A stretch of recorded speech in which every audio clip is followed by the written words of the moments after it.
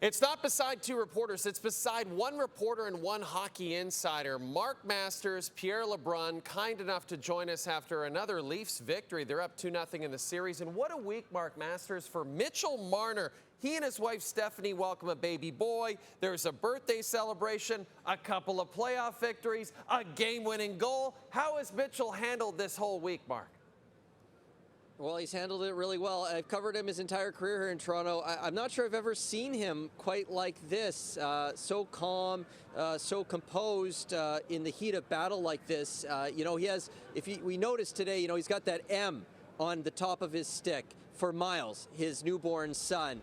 And he says he'll look at it during games and it will calm him down. He says he's playing for his son right now, and he comes through with the game-winning goal, which came right after the Florida Panthers tied the game. And just what stood out to me about this goal is that when Marner's gotten into trouble in the past in the playoffs, it's felt like he's tried to do too much, and this was just such a simple play, get the puck to the net. A great moment for him. He said he could not wait to get home, give his son a kiss, and what an incredible few days it's been for Marner and the Leafs. Well, and in the meantime, the Florida Panthers, this is almost uncharted territory for them. They haven't been down 2-0 in the series since the Vegas Cup final in 23. I mean, this is a team routinely that goes into the enemy rink to start a series and comes out with a split, if not something better.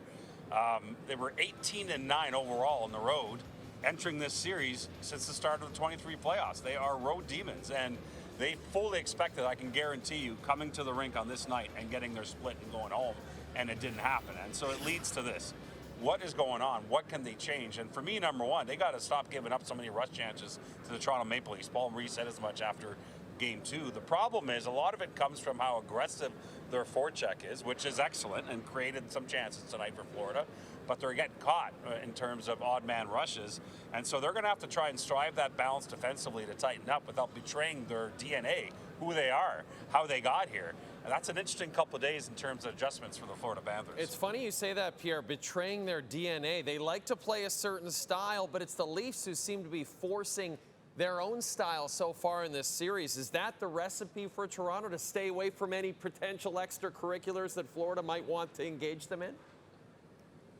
Hey, listen, it's been noteworthy in this series. I mean, you go back to the end of Game 1 and Matthew Tkachuk, takes a bit of a run at Mitch Marner at the buzzer. Mitch Marner just skates away, wants no part of it. On this night, William Nylander, Brad Marchand goes over to him after a play, and he's chirping at him, and then he puts his hand on him. You know he wants to get in Nylander's face and get something going and get in his head, and William Nylander just skates away, goes to the bench, and pretends none of that happened.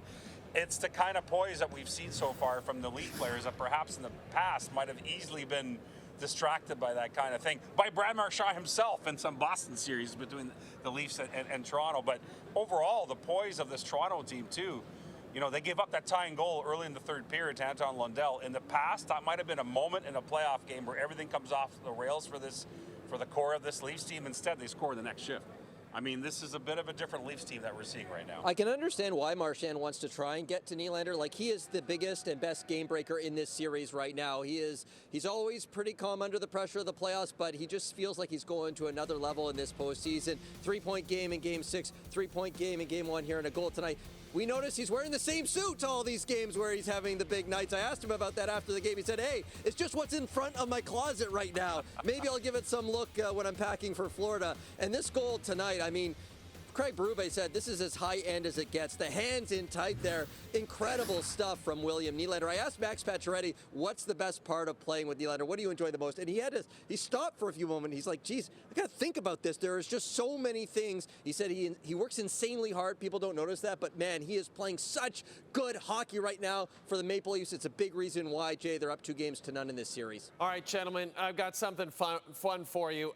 We're doing something different on the show today. This is the question we're asking all of our guests on the show today, and the question is, and Pierre, I'll start with you. What do you think of the nickname Utah Mammoth?